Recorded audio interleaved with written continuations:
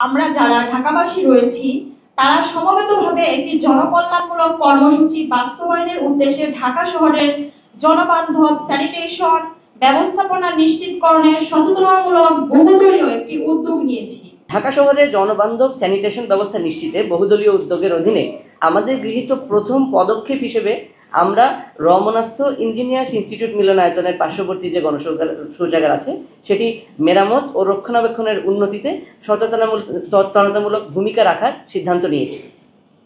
উল্লেখ্য যে রাজধানী ঢাকার বেশিরভাগ গণশৌচাগারের মতন রমনাস্থ ইঞ্জিনিয়ার্স ইনস্টিটিউট মিলনায়তনের পার্শ্ববর্তী যে গণশৌচাগারটি আছে সেটিও ব্যবস্থাপনার অসঙ্গতি ও অবকাঠামোগত সংস্কারের অভাবে আমাদের মতন অসংখ্য ঢাকাবাসীকে উপযুক্ত উপায়ে সেবাদান করতে ব্যর্থ হচ্ছে।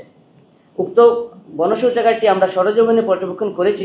আমরা জানতে পেরেছি যে আনুমানিক 2020 সালে এর নির্মাণ কাজ সম্পন্ন হয় এবং তদবধি এর কোনোরূপ মেরামত বা সংস্কার করা হয়নি, যার ফলে পরিবেশগতভাবে এটি যেমন অত্যন্ত নিশ্চিত অবস্থায় আছে তেমনি এর ভেতরকার অবকাঠামোগত অবস্থাও অত্যন্ত শোচনীয়। উপরোক্ত প্রেক্ষাপট অনুসারে আজকে আপনাদের সাথে এই সাক্ষাতের মাধ্যমে আমরা আপনাদেরকে আমাদের এই প্রয়াসটির বিষয়ে সম্যক অবগত করার পাশাপাশি রাজধানী ঢাকা শহরের স্যানিটেশন ব্যবস্থার উন্নয়নে আমাদের এই বহুদলীয় উদ্যোগটি বাস্তবায়নে আপনাদের সকলের আন্তরিক সহযোগিতা কামনা করছি।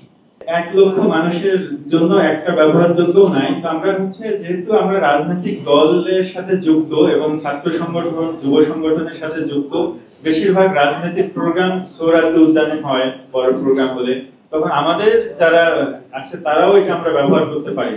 আমরা একটা মডেল নেওয়ার চেষ্টা করেছি, যে কোনো একটা জায়গায় নিতে পারতাম, কিন্তু আমরা যেহেতু আমাদের এটা কাছাকাছি, এটা ব্যবহারের আমাদের নিজেদেরও প্রয়োজন হয় বিভিন্ন সময়, আমাদের যারা দলের সদস্য থাকেন তাদেরও ব্যবহারের প্রয়োজন হয় যখন বড় প্রোগ্রাম হয়।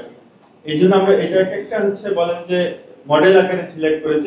এক্ষেত্রে আমাদের মূল লক্ষ্য হলো রাজনৈতিক মত পার্থক্য অতিক্রম করে জনগণের কল্যাণে একসাথে কাজ করা, যাতে করে আমরা একটি অংশগ্রহণমূলক, সহনশীল এবং দায়িত্বশীল রাজনৈতিক সংস্কৃতি গড়ে তুলতে পারি। জনকল্যাণমূলক কাজ বাস্তবায়নে আজকে একত্রিত হয়েছি এবং আশা রাখছি ভবিষ্যতেও আমরা আমাদের এই শুভ কাজ চালিয়ে যেতে পারবো।